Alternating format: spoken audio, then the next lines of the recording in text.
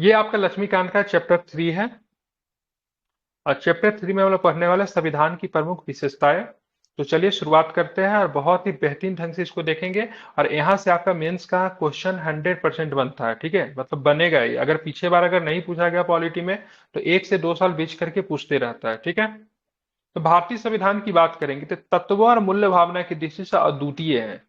अब Indian constitution का अद्वितीय क्यों कहा जाता है, क्या रीजन है से इंडियन कॉन्स्टिट्यूशन का अद्वितीय कहा जाता है? तो बहुत सारे ऐसे रीजन है, जैसे फंडामेंटल राइट बहुत सारे देशों के संविधान के माध्यम से वहां के नागरिकों को मिला हुआ है।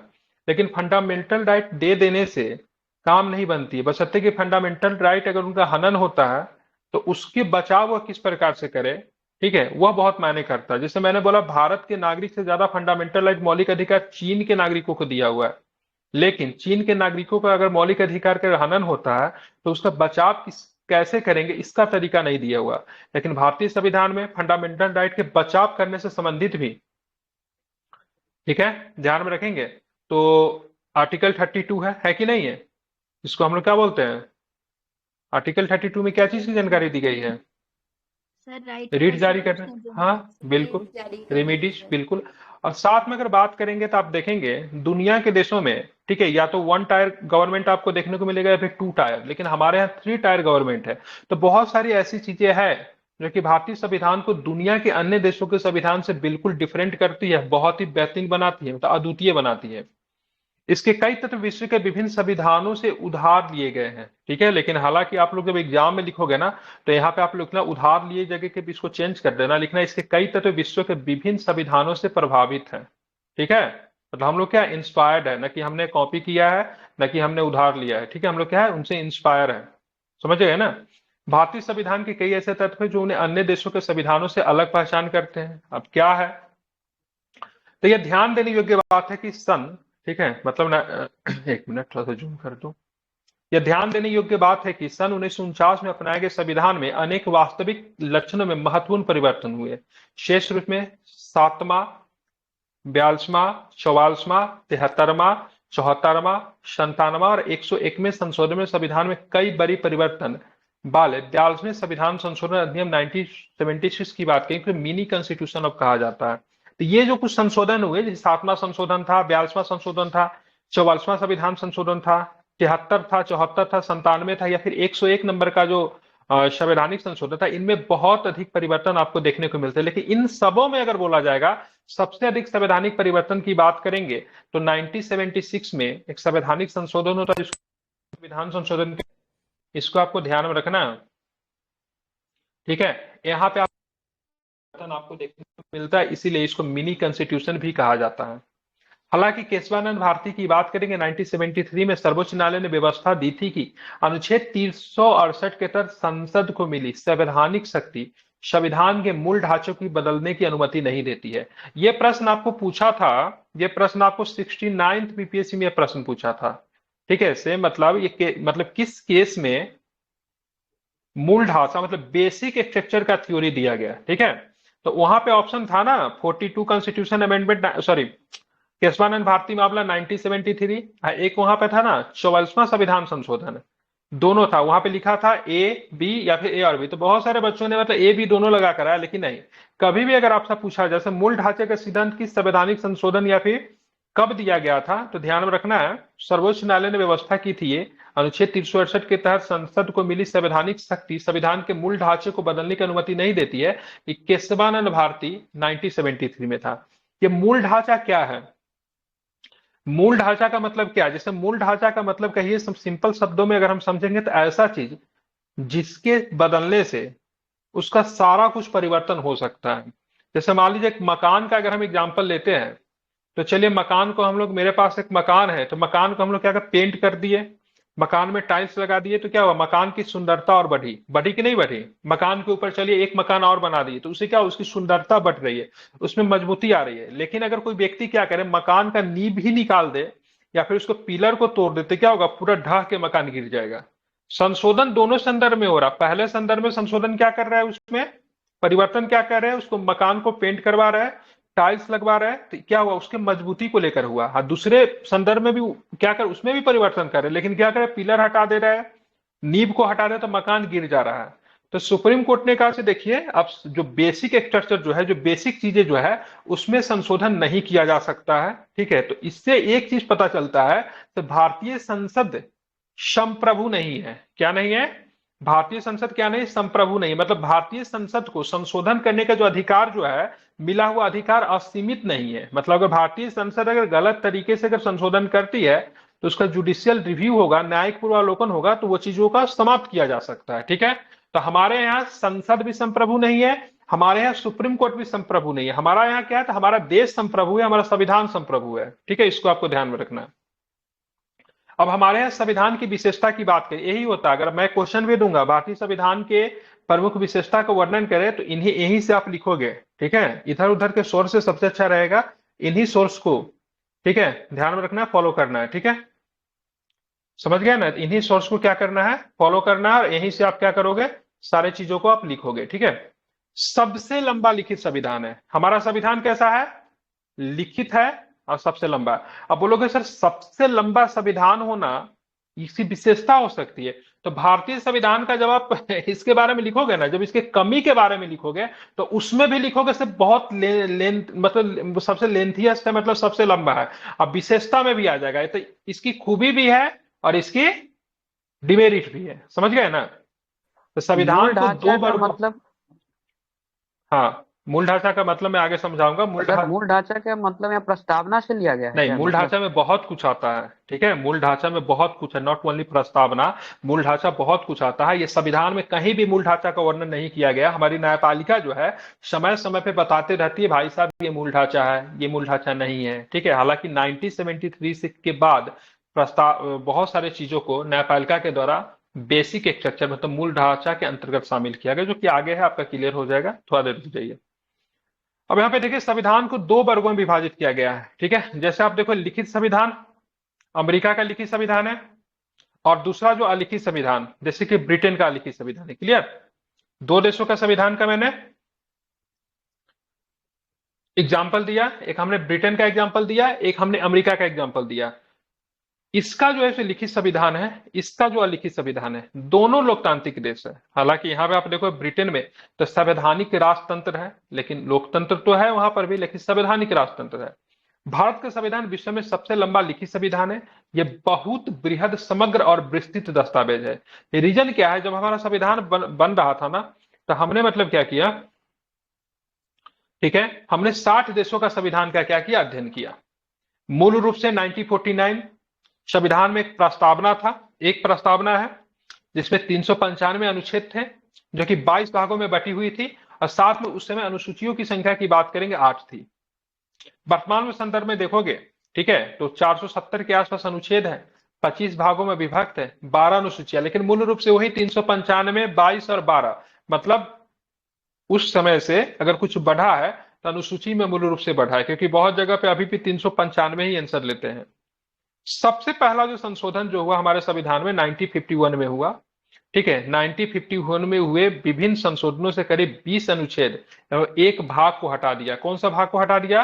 तो भाग 7 को हटा दिया गया, और इसमें करीब 95 अनुच्छेद 4 भागों, मतलब 4 का क था, 9 का क था, क ख घ, मतलब इसको आप पढ़ सकते ए बी एंड का, मतलब ये सारे आर्टिकल्स को मतलब, ठीक है, नए तरीके से मतलब क्या होता है, बाद में मतलब जोड़ा जाता है। ठीक है, मतलब 9 शेड्यूल को जोड़ा गया, 10 शेड्यूल को जोड़ा गया, 11 शेड्यूल को जोड़ा गया, 12 शेड्यूल को जोड़ा गया। 9 शेड्यूल को कब जोड़ा गया? तो 1951 में। 10 शेड्यूल को कब जोड़ा गया? तो 1985 में। 11 शेड्यूल को कब जोड़ा गया?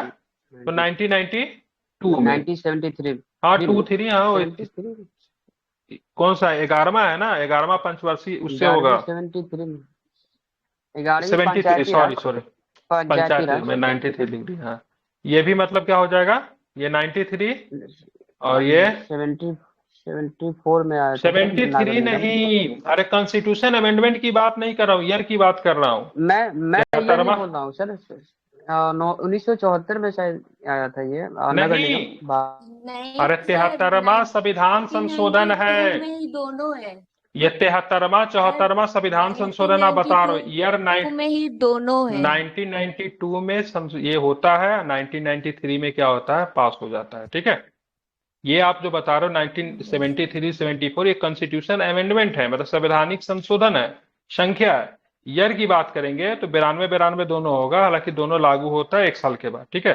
तो बाद में जो हमारे संविधान में जो लागू किया गया है, ये 4 शेड्यूल जो है, इनको हमारे संविधान में क्या किया गया है, शामिल किया गया है, ठीक है। ध्यान रखें, विश्व के किसी भी देश में इतने अनुच्छेद और इतनी अनुसूची आपको नहीं देखने को मिलती है, ठीक है। तो संवैधानिक संशोधन है, संवैधानिक ईयर अलग अलग होता है, आप उससे कंफ्यूज मत होइए, ठीक है। अब हम देखेंगे भारत के संविधान को विस्तृत बनाने के पीछे, अगर भारत का संविधान इतना बड़ा क्यों है, तो इसके कुछ कारण है। सबसे बात की बात है भारत का भौगोलिक कारण। भारत एक बड़ा देश है, विस्तार देश है, ठीक है, बहुत अधिक डाइवर्सिटी यहाँ पे पाई जाती है।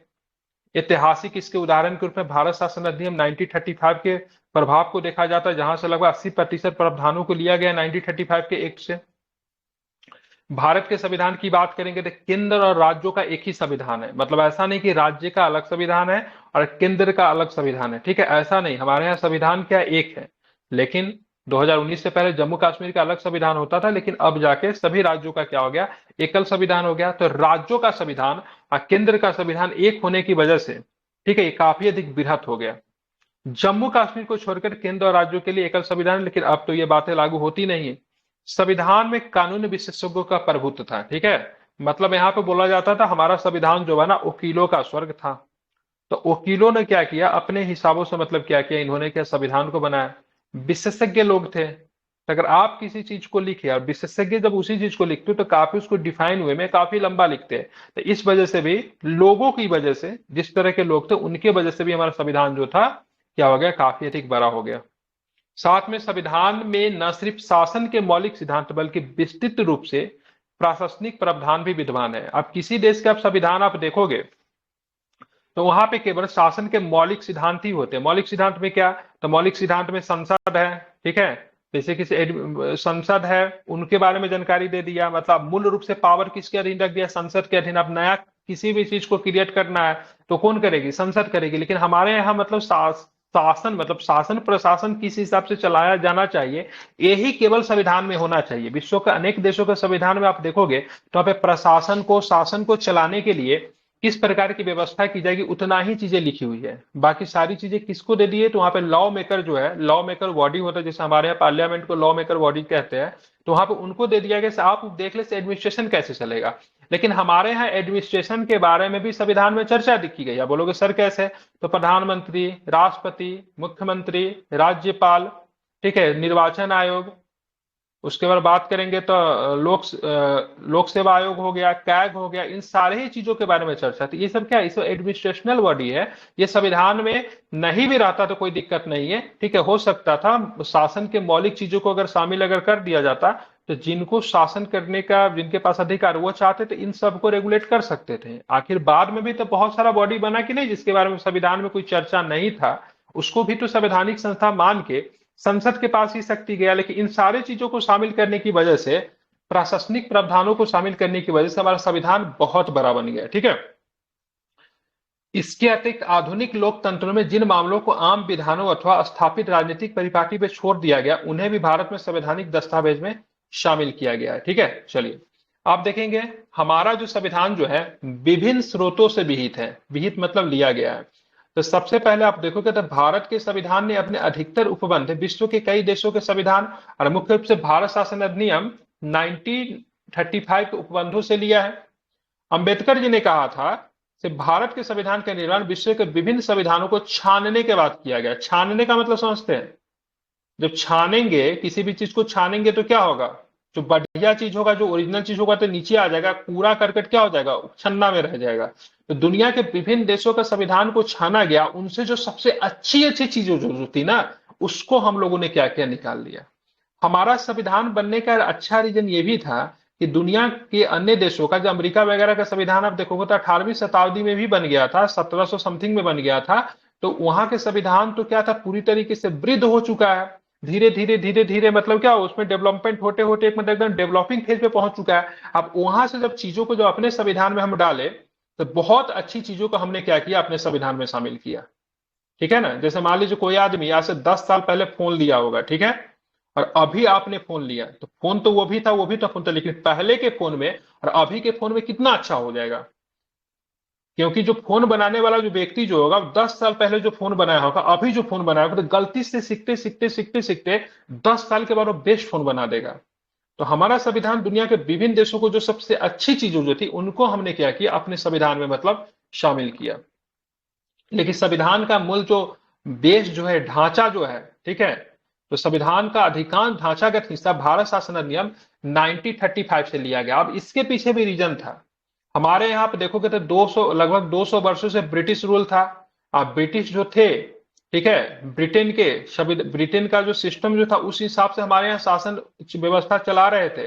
तो हम लोग जब इनके शासन व्यवस्था चलाने के आदी हो चुके थे, तो अगर अब इनके द्वारा जो प्रशासन जो हमारे यहाँ रन कर रहा था उसको अगर हम सडन बदलने की कोशिश करते तो बहुत ज्यादा एडमिनिस्ट्रेशनल वैकेंट उत्पन्न हो सकता था, बहुत ज्यादा अव्यवस्था जैसी फैल सकती थी।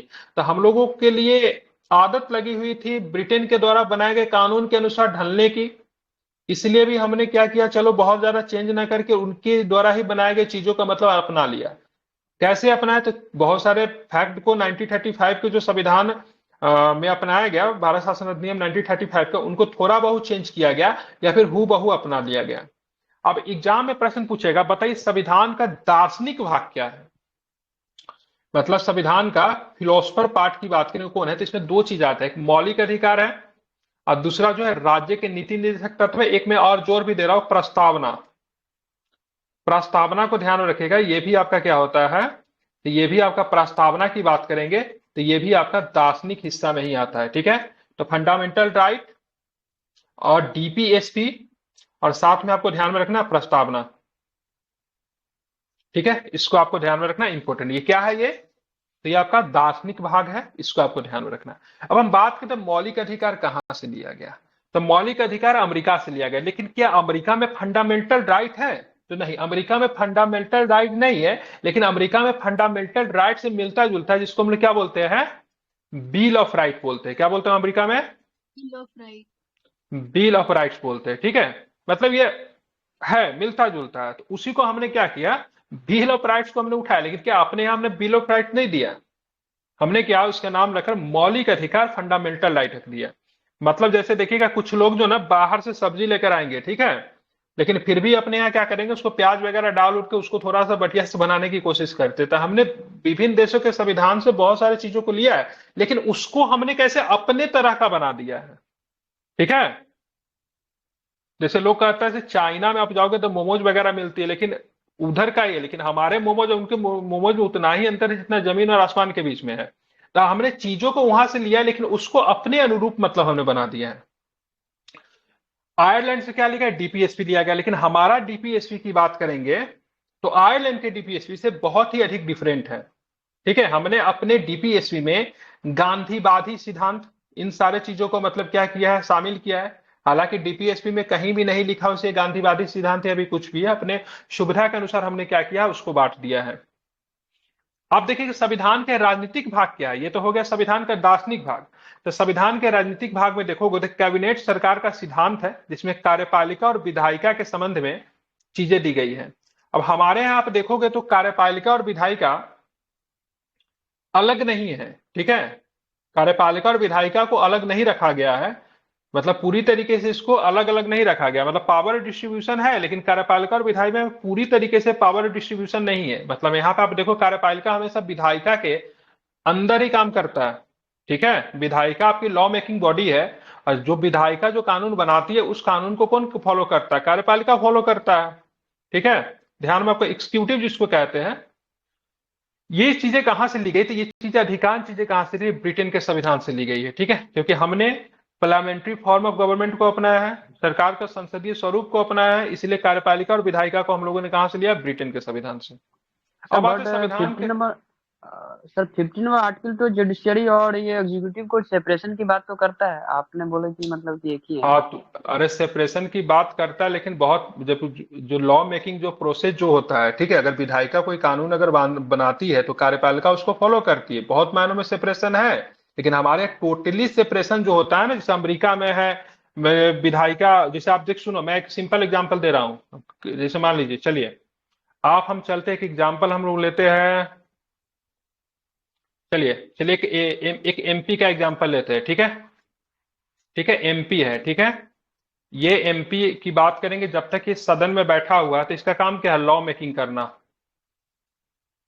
लॉ मेकिंग करना इसका काम क्या है? कानून को बनाना। तो किसका हिस्सा हो गया? ठीक है, विधायिका का हिस्सा विधायिका हो की। गया, ठीक है। चलिए, आप इसी एमपी को हम क्या करते हैं? मिनिस्टर बना देते हैं। अब ये मिनिस्टर हो गया, ये किसका हिस्सा है? ये कार्यपालिका का हिस्सा है कि नहीं है? आप चलते हैं, ये इंडिया और ब्रिटेन का एग्जाम्पल दे रहा हूं। इंडिया एज यूके का एग्जाम्पल है, ठीक है। अब आते हैं यूएसए में आते हैं। अब यूएसए का नियम सुनिए। मान लीजिए यहाँ पे कोई लॉ मेकर है, ठीक है, जस्ट लाइक समझिए, उसको क्या बोलते हैं?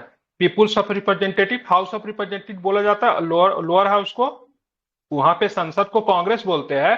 कांग्रेस के दो हाउस होता है, एक होता है पीपुल्स रिप्रेजेंटेटिव लोअर हाउस, और नीचे में क्या होता है? सीनेट होता है, ठीक है, जिसको अपर हाउस कहते हैं, ठीक है। हमारे यहाँ राज्यसभा सीनेट के बराबर, और वहां पे हाउस ऑफ रिप्रेजेंटेटिव होता है, जिसको हम लोग बोलते हैं लोअर हाउस। वहां का जो होता है हाउस ऑफ रिप्रेजेंटेटिव बोला जाता है, इसको बोलते हैं हिंदी में प्रतिनिधि सभा, ठीक है। अब यहाँ पे देखिए, जो भी व्यक्ति मिनिस्टर बनेंगे, जो भी व्यक्ति मिनिस्टर बनेंगे, उनका किसी भी सदन से कोई भी संबंध नहीं होना चाहिए। मतलब अमेरिका में मिनिस्टर अगर कोई व्यक्ति बनता है तो न तो सीनेट का मेंबर होना चाहिए और न तो प्रतिनिधि सभा का मेंबर होना चाहिए, ठीक है। मतलब वो व्यक्ति मिनिस्टर बन ही नहीं सकता जो किसी सदन का मेंबर होना चाहिए। लेकिन हमारे यहाँ मिनिस्टर बनने के लिए क्या है? कहीं न कहीं किसी न किसी सदन का मेंबर होना चाहिए, चाहे लोकसभा से हो या फिर राज्यसभा से हो। अगर नहीं है तो भी बन जाता है, लेकिन 6 महीने के अंदर में उनको क्या लेना चाहिए? तो उनको सदस्यता लेना पड़ेगा। शपथ। तो अमेरिका में जी। पूरी तरीके से विधायिका और कार्यपालिका को, ठीक है, क्या किया गया? सेपरेट किया गया। तो यहाँ पे ट्रूली पावर ऑफ सेपरेशन है। समझ रहे हैं जी ना? जी मतलब यहाँ के जी। जो यहाँ पे जो पावर को संभालेंगे राष्ट्रपति, तो उनको संसद से कुछ भी लेना देना नहीं है, क्योंकि वो संसद के बदौलत राष्ट्रपति नहीं बने हैं। वहां पे क्या प्रेसिडेंटल फॉर्म ऑफ गवर्नमेंट है, तो वो वहां के राष्ट्रपति, ठीक है, ध्यान में रखेंगे, लोकसभा जैसे वहां का लोअर हाउस या फिर अपर हाउस के प्रति बिल्कुल भी क्या होते हैं? रिस्पॉन्सिबल नहीं होते हैं, ठीक है, उनकी जिम्मेदारी नहीं होती है। लेकिन भारत का प्रधानमंत्री क्या होता है? भारत का प्रधानमंत्री संसद का संसद जो होते हैं वही भारत के प्राइम मिनिस्टर बनते हैं। वो क्या, इसलिए उस सदन के प्रति उनकी जिम्मेदारी बनती है। प्रधानमंत्री अगर नॉर्मल अगर लॉ मेकिंग के रूप में काम करेगा तो क्या, तो मामूली एक संसद है। लेकिन प्रधानमंत्री अगर प्रधानमंत्री के तौर पे अगर काम करता है तो एग्जीक्यूटिव बॉडी का हिस्सा हो जाता है। तो भारत में जो विधायिका है वही कार्यपालिका के रूप में भी काम करना शुरू कर देती है। समझ रहे हैं ना? लेकिन अमेरिका में ऐसा नहीं होता है, ठीक है। इसलिए अमेरिका में राष्ट्रपति का चुनाव क्या होता है? वहां पे जनता के द्वारा राष्ट्रपति चुने जाते हैं, न कि मतलब वहां पे विधायिका के द्वारा। हालांकि भारत में राष्ट्रपति के चुनाव किसके द्वारा होता है? किसके द्वारा होता है? संसद के द्वारा। भारत। प्रधानमंत्री का चुनाव किसके द्वारा होता है? जो लोकसभा के नेता होते हैं, मतलब संसद संसद के चुनाव में, लोकसभा के चुनाव में जिनके पास बहुमत होता है वो चुने जाते हैं। इसीलिए वो लोकसभा के प्रति रिस्पॉन्सिबल होते हैं, ठीक है, जवाबदेही उनकी होती है। डायरेक्ट चुनाव नहीं होता। लेकिन अमेरिका में आप देखोगे तो वहां पे राष्ट्रपति का चुनाव क्या होता है? डायरेक्ट होता है कि नहीं?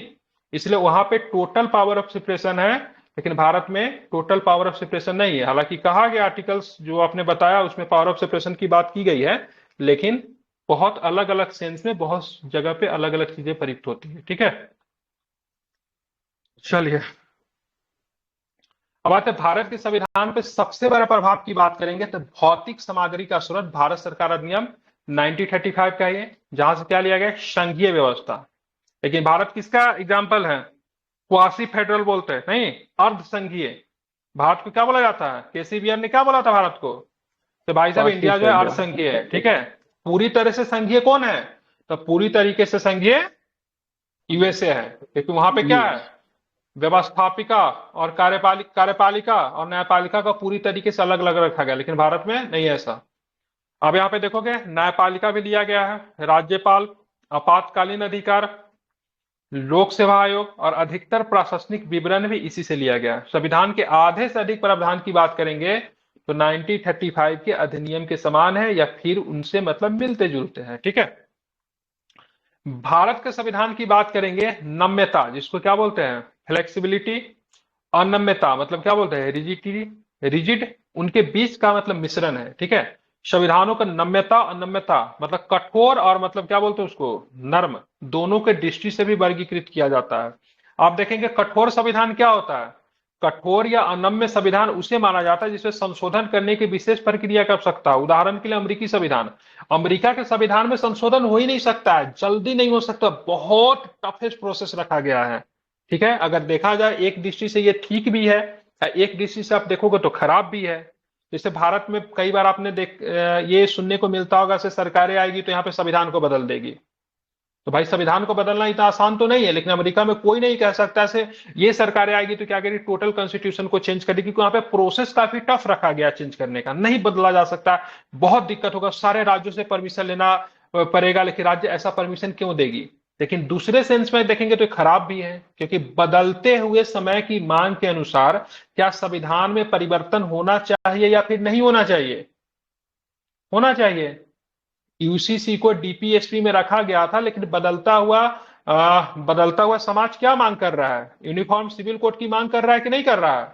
संसद के पास अधिकार है ना, वो चाहे तो इसको कर सकती है लागू, राज्य भी चाहे तो इसको लागू कर सकती है।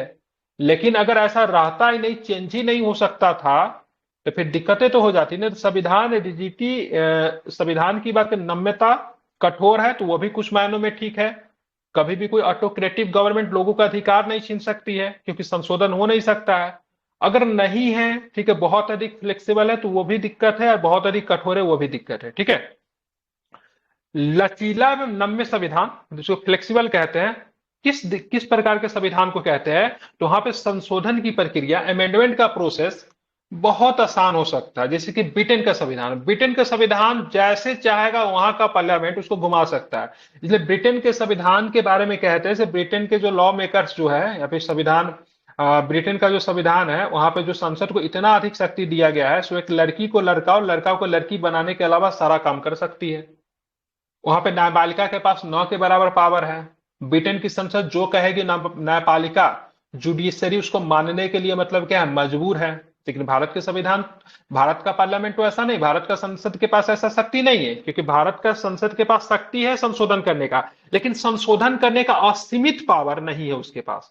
अगर वो गलत प्रकार से संविधान में संशोधन करती है तो उस कानून को हमारी न्यायपालिका व्यवस्था उसको रिव्यू करेगी और उस कानून को रद्द भी कर दिया जाएगा। ठीक है, तो भारत का संविधान कैसा है, तो भारत का संविधान कठोर और लचीला के बीच का। ठीक है, मतलब हमने मध्यम मार्ग को अपनाया है। ठीक है, जैसे गौतम बुद्ध क्या कहते थे मध्यम मार्ग के बारे में, से मध्यम मार्ग। ठीक है, जैसे उन्होंने कहा था ना उनके बारे में, क्या चीज के बारे में कहा था, बिना के हाँ, तार को बिना के तार को, हाँ, इतना न कसो कि वो टूट जाए, और इतना भी ढीला मत छोड़ो कि उसमें से क्या लगे, स्वर ही ना निकले। ठीक है, जी। उसी तरह से हमारे यहाँ जो हमारे लॉ मेकर्स बहुत ही प्रबुद्ध लोग थे, दे आर ग्रेट पर्सन, मतलब उस समय उन्होंने इतना सोच लिया, जो अभी भी सोच के मतलब कैसे मतलब इतना बेहतरीन चीजें बनाई जा सकती है, हर चीजों में उन्होंने मतलब क्या क्या बीच का रास्ता निकाल रखा है। ठीक है, मतलब कोई व्यक्ति इसमें ज्यादा संशोधन भी करके एकदम इसको कमजोर ना बना दे, और समय की मांग को देखते हुए ऐसा भी नहीं बना अमेरिका के संविधान की तरह से संशोधन हो ही नहीं सकता है। ठीक है, चलिए ध्यान में रखिएगा इसको। और आप यहाँ पे देखो भारतीय संविधान में मुख्य रूप से देखेंगे तो आर्टिकल 368 जो कि संशोधन के बारे में बात करता है, जो कि पुराना जो साउथ अफ्रीका का जो कॉन्स्टिट्यूशन, हालांकि साउथ अफ्रीका का संविधान बाद में लागू होता है, नेल्सन मंडेला जो आते तो वो नया संविधान बनाते, एक संविधान उनका पहले से चल रहा था वहां से लिया गया था। ठीक है, आर्टिकल 360 को। दो तरह के संशोधन क्या है, देखिए संशोधन और भी तरह के होते हैं, लेकिन मुख्यतः दो तरह के होते हैं। ठीक है, कुछ उपबंधों में संसद में विशेष बहुमत से संशोधित किया जाता है, उदाहरणतः दोनों सदनों में उपस्थित और मतदान में भाग लेने वाले सदस्यों का 2/3 बहुमत। ठीक है, प्रत्येक सदन में कुल सदस्यों का बहुमत, तो प्रत्येक सदन में कुल सदस्यों का बहुमत क्या होगा। ठीक है, तो प्रत्येक सदन में कुल सदस्य की बहुमत की बात करेंगे। ठीक है, तो ध्यान में रखना है, प्रत्येक सदन में कुल सदस्य की बहुमत की बात करेंगे, तो जैसे मान ली किसी सदन में 500 सदस्य है, सपोज दैट, तो 500 सदस्य में बहुमत कितना हो जाएगा, 251 का बहुमत होगा। बहुमत जब भी पूछे तो हमेशा 1/2 + 1 होता है। ठीक है, आधे से एक ज्यादा, हाँ, 1/2 + 1 वही 50% + 1। तो यहाँ पे संशोधन करने के लिए ध्यान में रखेंगे, सबसे पहले दोनों सदनों में उपस्थित और मतदान देने वाले सदस्यों का 2/3 बहुमत। ठीक है, अब उपस्थित का भी 2/3, मतदान देने वालों का भी 2/3, और साथ में प्रत्येक सदन में कुल सदस्यों का बहुमत भी होना चाहिए। ये एक तरीका है। दूसरा क्या है, दूसरा वाला संशोधन करने में ना काफी तकलीफ होती है। इसमें तकलीफ क्या होती है, कुछ अन्य प्रावधानों में संसद के विशेष बहुमत और कुल राज्यों के आधे से अधिक राज्यों के अनुमोदन से भी मतलब क्या होता है, संशोधन किया जाता है। मतलब ऊपर वाला जो प्रोसेस है वो तो लगेगा ही, दूसरा वाला में क्या होगा, ऊपर वाला का इंटायर प्रोसेस। अब भारत में 28 राज्य है, तो 28 आधे से अधिक, डेट मीन 15 राज्यों का मतलब ये वाला प्रोसेस है प्लस ये वाला प्रोसेस। 15 राज्य, अगर मान लीजिए कोई गलत प्रकार का संशोधन रहेगा तो क्या 15 राज्य इसके लिए तैयार होंगे? नहीं होंगे। मान लीजिए बीजेपी की सरकार ही मान लीजिए संशोधन करना चाहती है, संसद में उसका पूर्ण बहुमत है, ठीक है, ये वाला पास करवाएगी, 15 राज्य में उनकी सरकार होगी? रेयर केस में हो भी सकती है, लेकिन संभव नहीं है, थोड़ा काफी टफ हो जाएगा। ये वाला संशोधन कहां पे होगा? राष्ट्रपति के चुनाव से संबंधित शक्ति को परिवर्तन करना है, ठीक है, या फिर संसद में कोई बहुत ही बड़ा परिवर्तन करना, कोई कानून को चेंज करना, वैसे कंडीशन में ये वाला चीजों का प्रयोग किया जाता है, बहुत ही रेयर केस में होता है, न के बराबर, ठीक है।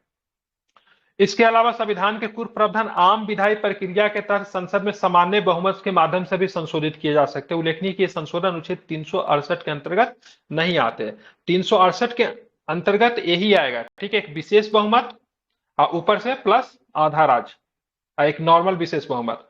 बाकी जो एक नॉर्मल तरीके से भी संशोधन हो, इसको बोलते हैं सामान्य बहुमत से 1/2 मेजोरिटी सीधे आ गया तो चलो कर देते हैं, तो वो नहीं आता। 360 के अंतर्गत हमेशा 2 ही आएगा, ठीक है, इसको आपको ध्यान में रखना है। आप देखिए हमारा जो संविधान जो है संघीय है। देखिए संघीय संविधान जो भी होता है, जैसे फेडरल संविधान, फेडरल कॉन्स्टिट्यूशन का हमेशा जो झुकाव जो होता है ना, केंद्र की तरफ नहीं होता है, राज्य की तरफ होता है, ठीक है। जैसे अमेरिका में क्या है, अमेरिका में आप देखोगे तो अमेरिका में पावर जो है, ठीक है, स्टेट टू सेंट्रल है, ठीक है, पर शक्ति कहां से गई है, मतलब यहां पर राज्य है, राज्य से शक्ति क्या गई है, केंद्र के पास में, ठीक है, केंद्र के पास में शक्ति है राज्य से। मतलब कि राज्य क्या है, शक्तिशाली है, केंद्र क्या है, कमजोर है। भारत में क्या है, केंद्र, केंद्र भारत में यहाँ पे सेंटर में है, केंद्र से पावर क्या हो रहा है, डिस्ट्रीब्यूट होकर कहां पे जा रहा है, राज्य के पास जा रहा है, ठीक है, राज्य के पास जा रहा है, उल्टा है। तो संघीय शासन व्यवस्था का सबसे बड़ा क्वालिटी ये होता है से पावर का डिस्ट्रीब्यूशन हो, और वैसे पावर जो होता है राज्य के पास अधिक होता है। क्योंकि अमेरिका के बारे में हमने क्या बताया, अमेरिका है, ठीक है, फेडरल ऑफ स्टेट है, मतलब अमेरिका के संदर्भ में हम लोग संघीय उसको बोलते हैं, लेकिन वहां पे फेडरल यूज होता है, हमारे यहाँ यूनियन यूज होता है, ठीक है, और यूनियन से कोई भी राज्य बाहर नहीं निकल सकता है, ठीक है। तो भारत का जो राज्य है समझौता का परिणाम नहीं है, जबकि अमेरिका का राज्य जो है समझौता का परिणाम है। अमेरिका में 13 उपनिवेश थे, उन सबने मिलकर अमेरिका को बनाया है। अब भारत में ऐसा नहीं से सारे राज्य ने मिलकर, भारत पहले से था, बाद में अन्य राज्य बनते गए, टूटते गए, बिखरते गए। तो भारत जो है अविनाशी संघ का, सॉरी, विनाशी राज्य का अविनाशी संघ है, मतलब राज्यों का विनाश तो हो सकता है, संघ का विनाश कभी नहीं होगा।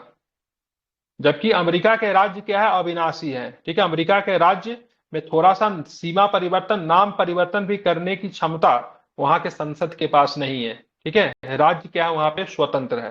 लेकिन भारत भी की बात करें, भारत में संघीय व्यवस्था, बोलोगे सर भारत में संघीय व्यवस्था कैसे है, तो भारत में संघीय व्यवस्था इसलिए है क्योंकि राज्य का अपना सदन है कि नहीं है, राज्य में विधानसभा है कि नहीं है, विधानसभा को भी अपने कानून बनाने का अधिकार है। हालांकि संविधान संशोधन के प्रक्रिया में विधानसभा का कोई योगदान नहीं होता है, लेकिन हमारे यहां देखोगे एकात्मकता की तरफ झुकाव है। केंद्र क्या है, सशक्त क्या है, हमारे यहाँ केंद्र है। भारत का संविधान संघीय सरकार की स्थापना करता है, इसमें संघ के सभी आम लक्षण विद्यमान है। जैसे यहाँ पे 2 सरकारें होती है, हमारे यहाँ तो 3 तरह की सरकारें, आप 3 टायर सिस्टम ऑफ गवर्नमेंट आपको देखने को मिलेगी। तो संघ में 2 सरकारें होती है, कि राज्य की सरकार है, केंद्र की सरकार है। शक्तियों का स्पष्ट विभाजन किया गया है। लिखित संविधान है बिल्कुल। संविधान की सर्वोच्चता है, बिल्कुल है। संविधान हमारे यहाँ देखेंगे, ध्यान में रखेंगे, कठोर है, वह भी बिल्कुल कठोर भी हमारे यहाँ संविधान।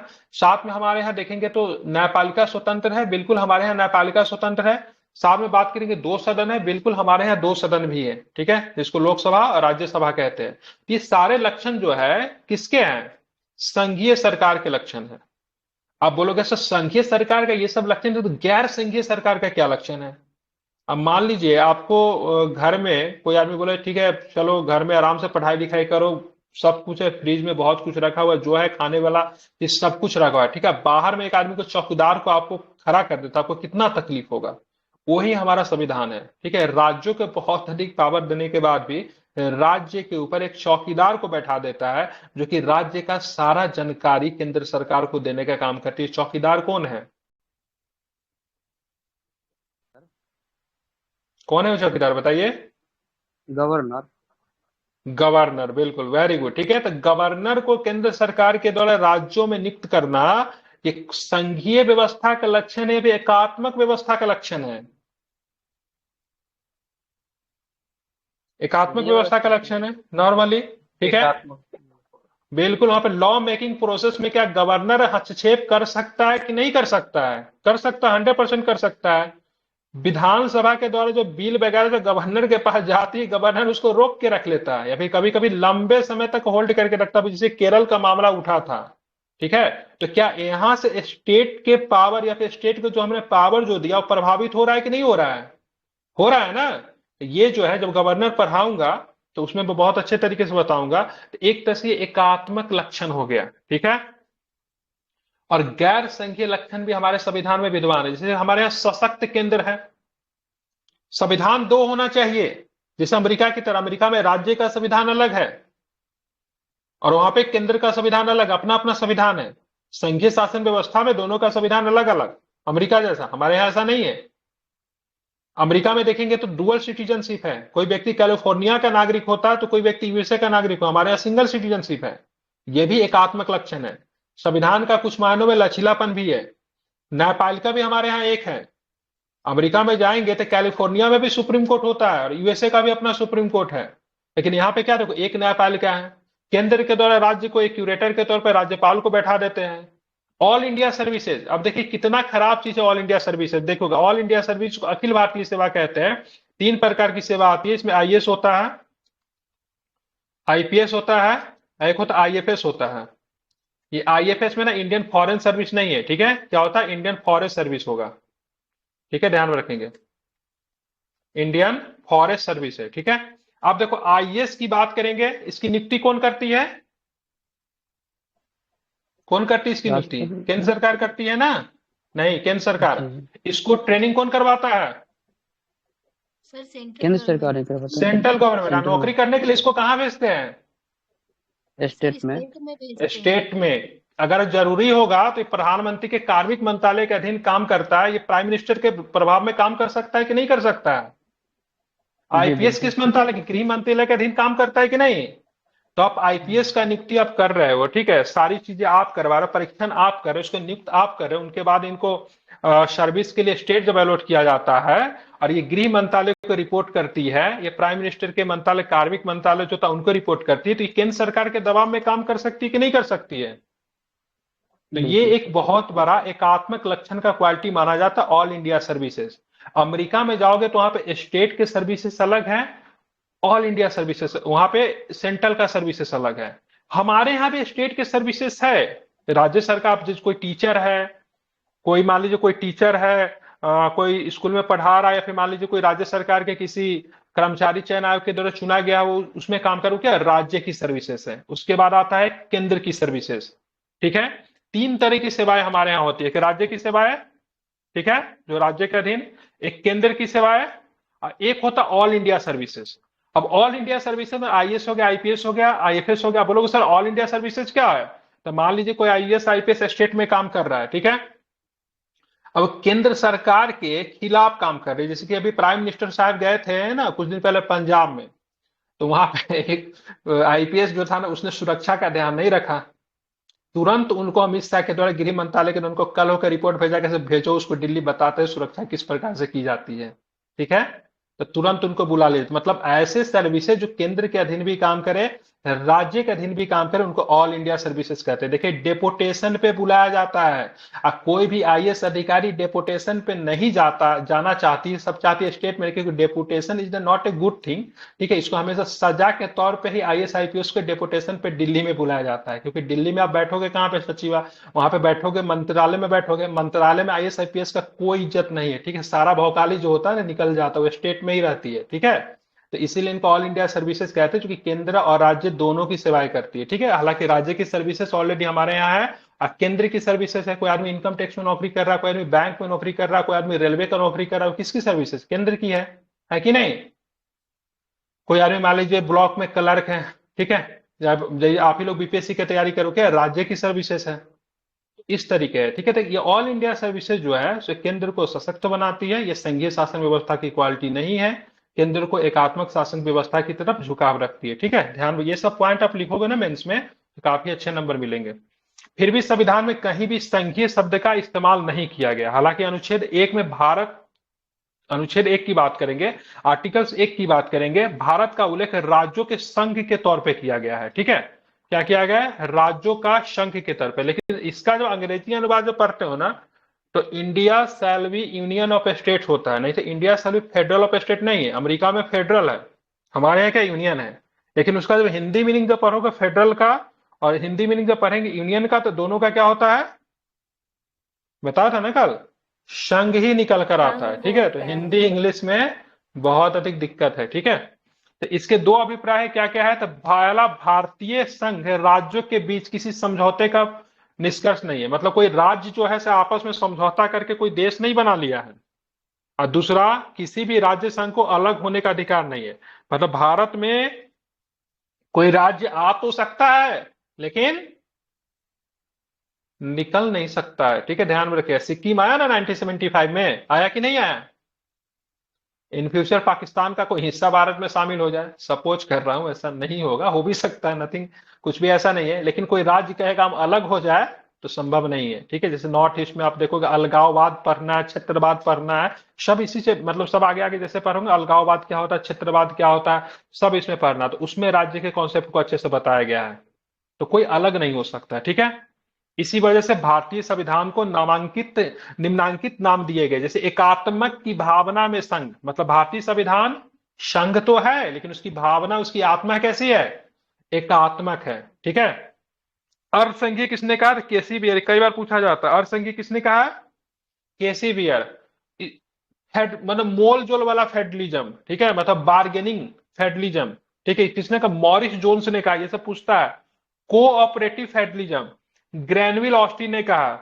फेडिजन with the centralising tendency Ivor Jennings ने कहा, मतलब ये तो फेडरेशन तो है लेकिन इसका टेंडेंस कैसा है, मतलब इसकी जो टेंडेंसी कैसे, तो सेंट्रलाइजिंग है, ठीक है। ये किसने कहा? आइवर जेनिंग्स ने। ये सारे के सारे भारतीय संघ के बारे में इन्होंने क्या किया, कमेंट किए। ये बीपीएससी प्रीलिम्स में आपसे कई बार पूछे जाते हैं, तो बताओ अर्धसंघीय किसने कहा? केसी बियर ने। बार्गेनिंग फेडरलिज्म किसने कहा? मॉरिस जोन्स ने। कोऑपरेटिव फेडरलिज्म किसने कहा? ग्रैनविल ऑस्टिन ने। Federation with the centralising tendency किसने कहा? आइवर जेनिंग्स ने। ग्रैनविल ऑस्टिन का नाम इंपॉर्टेंट इसलिए है कि इनको ना वो दिया गया, क्या बोलते उसको यार, पद्म भूषण, ठीक है। क्या दिया गया इनको? पद्म भूषण भी इनको दिया गया, ठीक है। ब्रिटिश संविधानविद है, इन्होंने बहुत कुछ लिखा है इंडियन कॉन्स्टिट्यूशन के बारे में। अब बात है हमारे यहाँ, अभी हम लोगों ने देखा, आईएएस आईपीएस को वेतन भत्ता राज्य सरकार देती है या केंद्र सरकार? सुनते हैं कि राज्य सरकार, जिसका नौकरी करेगा उसका देगा, कि मतलब वो नौकरी करेगा राज्य सरकार का, डेपोटेशन पे जाएगी तो सेंट्रल गवर्नमेंट देगी, ठीक है, वैसे राज्य सरकार उनको सैलरी देगी, ठीक है। हाँ, अब यहाँ पे देखेंगे सरकार, हाँ, अगर मान लीजिए कोई आईएएस आईपीएस दो राज्यों में अगर काम किया है ना, जैसे मान लीजिए कुछ जैसे बिहार में भी कुछ साल काम किया, जैसे मान लीजिए 30 साल का सर्विस मेनली होता है, ठीक है। तो मान लीजिए कुछ 30-35 वर्ष 30 वर्ष का सर्विस होता है, जितना जल्दी नौकरी ले ले, तो 20 साल बिहार में काम किया और 20 साल मतलब मान लीजिए 15 साल मतलब उसने झारखंड में काम किया, तो अब उनको पेंशन मिलने में बड़ा दिक्कत हो जाता है। सो कौन सा राज्य सरकार उनको सर्विसेज देगी, तो फिर इसमें ना तय होता है, प्रेसिडेंट वगैरह की भूमिका आती है, तो उनको ना पेंशन दो राज्यों के बीच में बांट के दिया जा सकता है, लेकिन सैलरी जिस राज्य में काम करेगी ना वही राज्य सरकार उनको सैलरी देगी, ठीक है। हालांकि डेपुटेशन पे जाएगी केंद्र सरकार के काम पे। जैसे केंद्र सरकार के काम पे कैसे जाती है, जैसे मान लीजिए सीआईएसएफ का हेड कौन होता है? आईपीएस होता है। आईबी का हेड कौन होता है? आईपीएस होता है, ठीक है। उसके बाद बात करेंगे तो ये आपका बीएसएफ का हेड कौन होता है? आईपीएस होता है कि नहीं होता है? तो ये सब डेपुटेशन पे इन अधिकारियों को बुलाया जाता है, ठीक है। तो ये सब तो बड़े अधिकारी है, लेकिन कुछ ऐसे भी अधिकारी आईपीएस होते हैं जिनको मिनिस्टर वगैरह का बॉडीगार्ड का इंचार्ज वगैरह बना दिया जाएगा, ठीक है। तो वो भी होते हैं, किसी को ऑफिस में बैठा के रख दिया जाएगा, तो वैसे भी होते हैं। तो उन लोग को समझिए कि देखते से ना बोलते हैं पोस्टिंग में भी सजा टाइप का पोस्टिंग देना, तो इसलिए डेपुटेशन पे जल्दी कोई नहीं जाना चाहता। दिल्ली में तो बिल्कुल भी नहीं, क्योंकि दिल्ली में आईएएस आईपीएस का समझिए कि नॉर्मली जो होता है ना वही है, स्टेट में जब तक है वो अपने जिला में है तब तक उनका रुतबा है, ठीक है, बाकी वैसा कुछ नहीं होता है दिल्ली में तो बिल्कुल भी नहीं। आप देखें हमारे यहाँ सरकार का बात करेंगे तो स्वरूप मतलब हमारे यहाँ सरकार कैसा है, तो हमारे यहाँ सरकार का जो स्वरूप जो है संसदीय है। कैसा है? संसदीय मतलब पार्लियामेंट्री फॉर्म ऑफ गवर्नमेंट है। भारतीय संविधान ने अमेरिकी के अध्यक्षीय प्रणाली के बजाय ब्रिटेन की संसदीय तंत्र को अपनाया। ठीक है, अमेरिका में क्या प्रेसिडेंटल फॉर्म ऑफ गवर्नमेंट है, मतलब यहाँ का जो सरकार का जो प्रधान जो होंगे, देखिए एक सरकार का प्रधान एक देश का प्रधान होता है। जब हमारे यहाँ पूछा जाएगा बताओ सरकार का प्रधान कौन है, तो क्या आंसर करोगे आप? हेड ऑफ गवर्नमेंट कौन होगा हमारे यहाँ? हेड ऑफ गवर्नमेंट तो पीएम होगा प्रेसिडेंट सर। हो जाएगा सर। नहीं, पीएम प्राइम मिनिस्टर। ठीक प्रेसिडेंट है, प्राइम मिनिस्टर नहीं, head of government prime minister. Head of state कौन होगा? सीएम हो जाएगा, चीफ मिनिस्टर। नहीं, अरे राज्यपाल। स्टेट शब्द, स्टेट जब भी मैं यूज करूँ ना तो पॉलिटी के भाषा में स्टेट देश को बोला जाता है, इसको राज्य मत समझ यार, अस्तु ने सब हेर फेर कर रखा है। ठीक है, जब भी पूछे head of state, head of state हमेशा प्रेसिडेंट बताइएगा। ठीक है, समझ गए ना? Yes head sir. Of state देश के प्रधान को कहा जाता है। पॉलिटी के भाषा में स्टेट का मतलब देश होता है, राज्य नहीं होता है। ठीक है, ध्यान में रखिएगा। चलिए ये सब सीखना पड़ेगा अभी आपको। ठीक है, ये सबको ध्यान में, छोटे छोटे शब्द हैं जो कि गलती करवाते हैं। हेड ऑफ स्टेट प्रेसिडेंट, और सरकार का प्रधान जो होता है, ठीक है, क्या होगा? तो सरकार का प्रधान की बात करेंगे तो यहाँ पे पीएम। प्राइम मिनिस्टर होंगे। अमेरिका में सरकार का प्रधान जो होता है ना राष्ट्रपति होता है। देश का प्रधान भी होता है, सरकार का प्रधान भी राष्ट्रपति ही होता है। ठीक है, तो इसलिए वहां पे प्रेसिडेंटल फॉर्म ऑफ गवर्नमेंट है, और वहां पे उपराष्ट्रपति का पद होता है जो कि नाम मात्र का होता है, कोई पावर नहीं होती, कोई एग्जीक्यूटिव पावर वहां पे वाइस प्रेसिडेंट के पास नहीं होता है। हमारे यहाँ वाइस प्रेसिडेंट के पास पावर है, शक्तियां है, लेकिन उनका जो शक्ति जो है ना उपराष्ट्रपति के तौर पे नहीं है। उनकी शक्ति किस प्रकार से है, तो राज्यसभा के सभापति के तौर पर उनका मतलब उपराष्ट्रपति कोई भी काम उपराष्ट्रपति के तौर पे नहीं करते हैं। ठीक है, उनका जो भी काम जो है वो राज्यसभा के सभापतित्व के तौर पे है। ठीक है, मतलब पदेन समझ ऑफिशियल लीजिए। चेयरमैन, एक ऑफिशियल हाँ बिल्कुल, चेयरमैन। बिल्कुल ठीक है। तो यहाँ पे जो हमारे यहाँ जो शासन व्यवस्था को जो अपनाया गया, संसदीय शासन व्यवस्था को अपनाया गया। संसदीय शासन व्यवस्था विधायिका और कार्यपालिका के मध्य समन्वय एवं सहयोग के सिद्धांत पर आधारित है।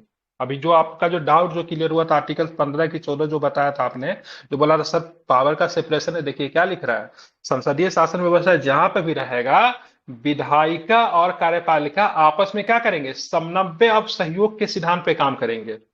और अध्यक्षीय जो मैंने एग्जाम्पल देके आपको बताया था, अध्यक्षीय प्रणाली में दोनों के बीच में क्या होगा, पावर ऑफ सेपरेशन होगा। ठीक है, शक्तियों का विभाजन होगा, मतलब जो कार्यपालिका है वो कार्यपालिका के तौर पे ही काम करेगा, जो विधायिका है विधायिका के तौर पे ही काम करेगा। लेकिन हमारे यहाँ क्या होता है, हमारे यहाँ विधायिका ही मतलब क्या होती है, कार्यपालिका बन जाती है। ठीक है, जैसे आप क्या अभी आम आदमी है, ठीक है, लेकिन जिस दिन आप एसडीएम बन जाएंगे उस दिन आप सरकार का हिस्सा हो जाएंगे। ठीक है, समझ रहे हैं ना?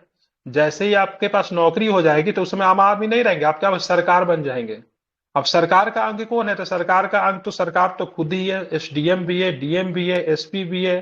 ठीक है, एक मामूली आप जिसके पास पावर है क्या बोलते उसको यार, दरोगा समझ ली, वो भी सरकार का हिस्सा है। ठीक है, तो हमारे यहाँ पे देखोगे तो पावर सेपरेशन तो है, लेकिन हमारे यहाँ विधायिका और कार्यपालिका मिलकर काम करती है। ठीक है, ध्यान में रखना है। संसदीय सरकार को बेस मिनिस्टर मॉडल, कोई बेस मिनिस्टर क्या बता सकते हैं, बेस मिनिस्टर क्या बोलते हैं इसको, क्या है ये? आप लंदन में जाओगे ना, लंदन में जाओगे तो वहां पे एक जगह है, ठीक है, जिसको बोलते हैं बेस मिनिस्टर। ये बेस मिनिस्टर वहां पे जाओगे, वहां पे जगह है, यही पे ब्रिटिश पार्लियामेंट है। क्या है? तो टेम्स नदी के किनारे ये जगह है, वहां पे ब्रिटिश पार्लियामेंट मिलेगा आपको। ठीक है, लंदन में पड़ता है। ठीक है, तो इसको बेस मिनिस्टर मॉडल इसलिए कहते हैं क्योंकि ब्रिटिश पार्लियामेंट से इस शब्द को लिया गया है। ठीक है, और यहाँ पे जो होता है ना, तो बेस मिनिस्टर रूप में उत्तरदायी सरकार, मंत्रिमंडलीय सरकार के नाम से भी जाना जाता है। सरकार उत्तरदायी है, और यहाँ पे क्या मंत्रिमंडलीय सरकार के तौर पे भी जानते हैं। और संविधान केवल केंद्र में नहीं बल्कि राज्य में भी संसदीय शासन व्यवस्था को ही मतलब स्थापित करता है, नॉट ओनली सेंट्रल, राज्य में भी तो ही है। अब बोलोगे सर प्रधानमंत्री और मुख्यमंत्री में बड़ा कौन है, तो क्या बताओगे?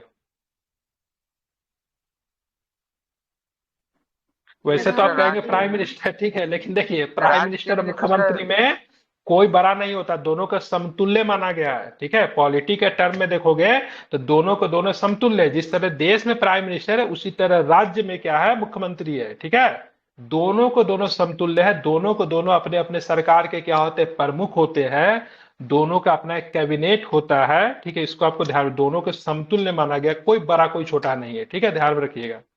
समझ गए ना? संविधान केवल केंद्र में नहीं बल्कि राज्य में भी संसदीय प्रणाली की स्थापना करता है। भारत में संसदीय प्रणाली की विशेषता निम्नलिखित है। क्या क्या है? तो सबसे पहले देखो कि वास्तविक एवं नाम मात्र के कार्यपालक की उपस्थिति है। ठीक है, वो वास्तविक है और केवल नाम मात्र का है।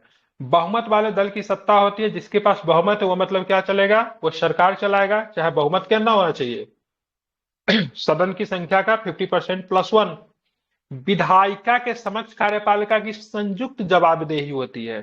ठीक है, अब बोलोगे सर विधायिका और कार्यपालिका क्या? तो विधायिका जैसे मान लीजिए जैसे संसद है, अब संसद लोकसभा के सदस्यों की जो संख्या जो है वो विधायिका के तौर पे काम करेगी, लॉ मेकिंग बॉडी है। लेकिन वही कैबिनेट जो हो जाएगा तो कार्यपालिका के तौर पे काम करेगी। तो आप देखिएगा जब भी कोई संसद जब कुछ क्वेश्चन पूछता है तो देखिएगा कोई मिनिस्टर साहब खड़ा होकर उनको जवाब देते हैं कि नहीं है? तो उनकी जवाबदेही बनती है। ठीक है, और जो कैबिनेट जो होता है, मंत्रिपरिषद जो होता है, लोकसभा के प्रति सामूहिक रूप से मतलब जिम्मेदार होता है। ठीक है, मतलब कोई भी मिनिस्टर अगर काम कर रहा है, कोई भी फैसला अगर लिया जा रहा है तो केवल उस विभाग के मिनिस्टर का ही वो फैसला नहीं है, सामूहिक रूप से पूरा मंत्रिमंडल का वो फैसला होता है। विधायिका में मंत्रियों की सदस्यता होती है। जैसे भारत में मंत्री बनने के लिए आपको किसी न किसी सदन का सदस्य होना आवश्यक है कि नहीं है? लेकिन मैंने अमेरिका में क्या बोला था? अमेरिका में लैटरल एंट्री होती है। अगर अगर वहां के अमेरिका के राष्ट्रपति को मन करे एलन मस्क को आज उसको आईटी मिनिस्टर बना देने का, बना सकती है। ठीक है, कोई दिक्कत नहीं, आराम से आईटी मिनिस्टर बना देगा बिना किसी तालमेल का, कोई दिक्कत नहीं है। वहां पे किसी आम आदमी को पकड़ के वहां के मतलब क्या बोलते हैं प्रेसिडेंट अगर चाहे उनको मतलब कोई बड़ा मंत्रालय दे दें इजिली वे में दे सकते हैं। लेकिन भारत में ऐसा नहीं है। भारत में ऐसा नहीं है। किसी भी व्यक्ति को मंत्री बनने के लिए सदन की सदस्यता या तो उस समय ले ले या फिर 6 महीना के अंदर में लेना पड़ेगा। ठीक है, बिना सदन का सदस्य बने हुए कोई भी व्यक्ति मिनिस्टर नहीं बन सकता है। अमेरिका में नहीं है। प्रधानमंत्री या मुख्यमंत्री का नेतृत्व होता है। वही मैंने बोला, दोनों में या तो मुख्यमंत्री नेतृत्व करेंगे सरकार का, भी प्राइम मिनिस्टर करेंगे। निचले सदन का विघटन हो सकता है, मतलब निचले सदन का विघटन 5 वर्षों में हो जाता है सामान्यतः, पहले भी हो सकता है विशेष परिस्थिति में। लेकिन उच्च सदन का विघटन नहीं होता है। ठीक है, उच्च सदन क्या हमारे यहाँ? उच्च सदन मतलब राज्यसभा क्या भाई है, ठीक है, और लोकसभा क्या है? उसका क्या होता है? विघटन होता है। ठीक है, हालांकि भारतीय संसदीय प्रणाली में बड़े पैमाने पर ब्रिटिश संसदीय प्रणाली पर आधारित है, फिर भी दोनों में कुछ मूलभूत अंतर है। उदाहरण के लिए ब्रिटिश संसद की तरह भारतीय संसद संप्रभु नहीं है। संप्रभु कहने का मतलब है देहाती भाषा में अगर बात करें, कोई कहने वाला नहीं, जो मन है सो करो, नहीं कहते हैं। गांव देहात में कहते हैं कुछ बच्चा को, इसका कोई कहने वाला नहीं है। ठीक है, जो मन में होता है वही कहता है, उसी को आप अच्छे शब्दों में बोल सकते हैं। आप लोग जाएंगे बोला ये बच्चा संप्रभु है। ठीक है, मतलब उसको कोई कुछ कहने वाला नहीं, जस्ट लाइक ब्रिटिश संसद। ब्रिटिश संसद को कानून बना देती है, कानून अच्छा है खराब है डजेंट मैटर, उस कानून का कोई भी रिव्यू नहीं कर सकता। लेकिन British parliament, Bharat Indian parliament अगर कोई कानून बनाती है, उस कानून पे अगर उंगली उठता है तो सुप्रीम कोर्ट के पास ये पावर है, उस कानून का जुडिशियल रिव्यू करेगी। उसको अगर एंगेज द कॉन्स्टिट्यूशन अगर पाती है, मतलब संविधान के खिलाफ अगर पाती है, संविधान के नियमों के अनदेखी करके बनाई गई है, तो कानून का अल्पीकरण हो जाएगा, मतलब उसका शून्य हो जाएगा। ठीक है, जैसे फंडामेंटल राइट के खिलाफ बना हुआ कानून या तो इन पास्ट बना है, फंडामेंटल राइट जिस दिन से लागू है उसके पहले भी अगर कोई कानून बना है, या फिर इन फ्यूचर भी अगर कोई कानून बना है, तो उसको भी आर्टिकल 13 क्या कहता है? तो भाई उस कानून का क्या हो जाएगा?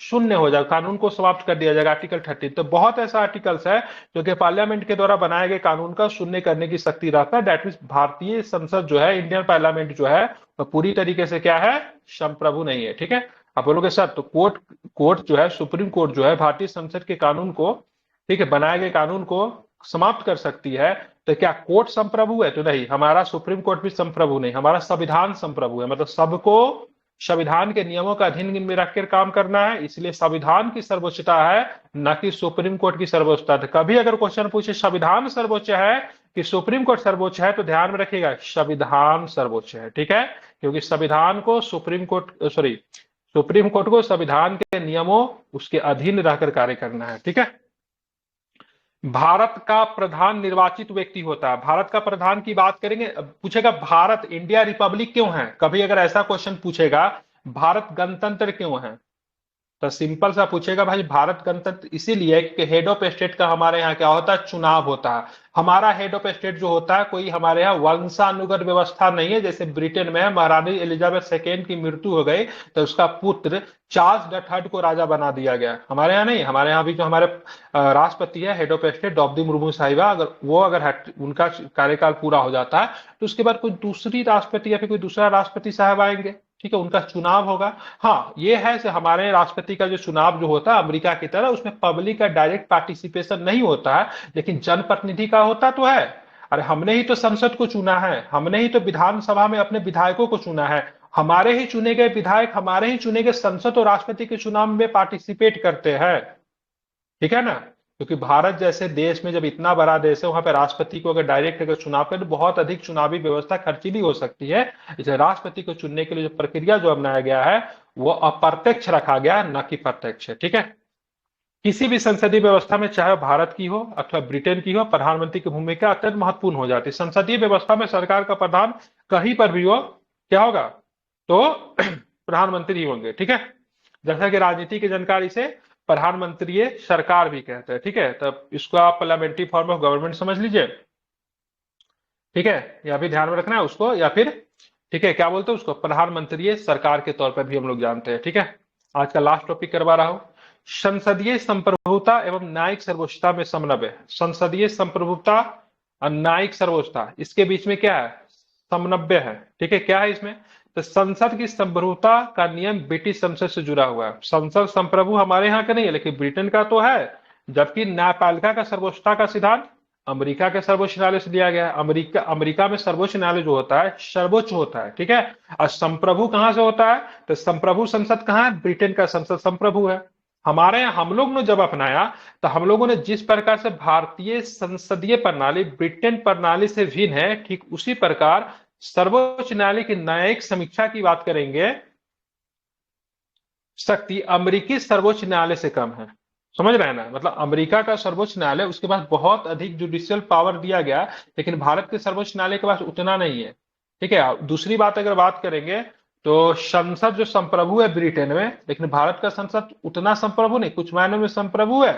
कानून बनाने के मामले में तो संप्रभु है, मतलब कानून बनाने के मामले में संप्रभु कहने का मतलब यह है कि विधि बनाने का अधिकार केवल संसद के पास है, दूसरा कोई नहीं है। लेकिन जो विधि बना देगी वो विधि उसका चल जाएगा, ये कोई जरूरी नहीं, हो सकता है गलत विधि बना दे, तो उसके वजह से मतलब क्या हो जाएगा, उसका ऊपर चेंज करना पड़ेगा, उसका रिव्यू करना पड़ेगा, ठीक है ना।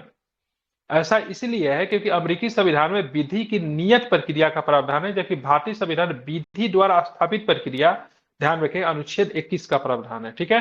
तो अमेरिका के संविधान में विधि की नियत प्रक्रिया है, ठीक है, और यहाँ पे क्या है, विधि द्वारा स्थापित प्रक्रिया है, ठीक है, इसको ध्यान में रखना है।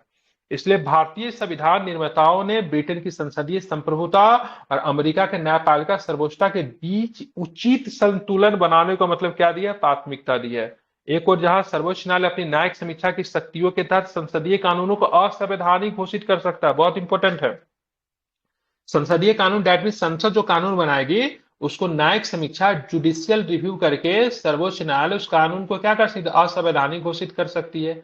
वही दूसरी ओर संसद अपनी संवैधानिक शक्तियों के बल पर संविधान के बड़े भाग को मतलब क्या कर सकती है, संशोधन भी कर सकती है, ठीक है। दोनों को एक दूसरे के ऊपर चेक एंड बैलेंस नहीं बोलते हैं, तो चेक एंड बैलेंस करके रखना, वो रख दिया, ठीक है। जैसे कि पहले के समय में होता था ना, जैसे मान ली कोई व्यक्ति अगर बहुत अधिक शक्तिशाली हो रहा है तो उस एक और व्यक्ति की ड्यूटी कर दी जाती थी जो कि उसके समकालीन, पावर का क्या हो गया, डिस्ट्रीब्यूशन हो गया, पावर बढ़ गया, थोड़ा पावर उस व्यक्ति के पास, थोड़ा पावर उस व्यक्ति के पास, तो दोनों के दोनों में से कोई भी तानाशाह नहीं बन सकता है। जैसे पहले के जो राजा महाराजा जो थे ना, तो जब वो तो सेंट्रल संभालते थे, लेकिन राज्यों में जब प्रशासन चलाने की जब जिम्मेदारी जब आती थी तो किसी एक व्यक्ति को नियुक्त किया जाता था ना, तो व्यक्ति स्टेट में काफी पावरफुल होने लगता था। राजा को जब ये बात पता चलता था तो एक व्यक्ति को भेज देता था दूसरे पावर संभालने के लिए, बोलता था तुम दीवानी मामला संभालो, मतलब फाइनेंस संभालो, और एक को बोलता था तुम सैन्य पावर संभालो।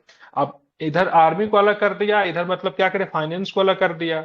अब भाई साहब बिना फाइनेंस के आर्मी नहीं चल सकती, अब बिना आर्मी के मतलब आप तानाशाह नहीं बन सकते, तो पावर को क्या कर डिस्ट्रीब्यूट कर दिया, राजा आराम से रहता था और उनका प्रांत भी चलते रहता था। उसी तरीके से यहाँ पे न तो बहुत अधिक पावर सुप्रीम कोर्ट को भी दिया गया, संप्रभु उसको नहीं बनाया गया, और न तो बहुत अधिक पावर संसद को नहीं दिया गया ताकि वो भी मतलब तानाशाह ना बने, ठीक है, ताकि बहुत बड़ा परिवर्तन ना करे। दोनों को एक दूसरे पर रख दिया, इसको बोलते हैं चेक एंड बैलेंस करना, ठीक है, ध्यान में रखना। जबकि न्यायिक सर्वोच्चता की बात करेंगे तो हम लोगों ने अमेरिका से प्रभावित है। आप संसद को जो बहुत अधिक मामलों में संप्रभु बनाया गया है कानून वगैरह का परिवर्तन करने के लिए, हमने ब्रिटेन से लिया है, ठीक है। तो इसको आपको ध्यान में रखना है। तो ये सारे क्वालिटी है इंडियन कॉन्स्टिट्यूशन का, कल हम लोग पढ़ेंगे। हमारा न्यायपालिका एकीकृत है, स्वतंत्र है, सबसे पहले स्वतंत्र है और एकीकृत है। एकीकृत मतलब कहने का मतलब यहाँ पे कार्यपालिका और न्यायपालिका का तो डिस्ट्रीब्यूशन तो है, लेकिन न्यायपालिका को न्यायपालिका से कोई भी मतलब वो नहीं है, ठीक है, अलग नहीं है। सारा न्यायपालिका जो है एक दूसरे से एकीकृत है। और न्यायपालिका किस प्रकार के मॉडल पर आधारित है पता है? इसको पिरामिड मॉडल बोलते हैं, ठीक है। ये देख रहे हो आप, सुप्रीम कोर्ट, हाई कोर्ट, ऐसे करके काम करता है, एक दूसरे पे दोनों टीके हुए, ठीक है। इस मॉडल पे भारत का न्यायपालिका काम करता है, ठीक है, पिरामिडीय मॉडल पे। अगर सुप्रीम कोर्ट अगर कोई फैसला अगर दे दिया तो हाई कोर्ट, कोई भी हाई कोर्ट उस जजमेंट को पलट नहीं सकती है। सुप्रीम कोर्ट के दिया हुआ जजमेंट हर हाई कोर्ट में चलेगा। तो हाँ, सुप्रीम कोर्ट ने इस फैसले में चीजों को कहा था, ठीक है। मतलब निचले न्यायालय जो होता है हमेशा ऊंचले ऊंचे वाले न्यायालय के अधीन होगा, ठीक है। इसीलिए बोलते हैं हमारे यहाँ एकीकृत न्यायपालिका है, जबकि अमेरिका का न्यायपालिका एकीकृत नहीं है। वहां पे स्टेट का भी सुप्रीम कोर्ट है और वहां पे सेंट्रल का भी है, ठीक है। तो कल के क्लास में हम लोग इसको पढ़ेंगे, ठीक है, ध्यान में रखिएगा इसको। तो पढ़ कर आइएगा, कल यहाँ से कंटिन्यू करता। आई होप चीजें समझ में आ गई कि मैंने अपने बेसिक भाषा में, ठीक है, देसी भाषा में समझाने की कोशिश किया।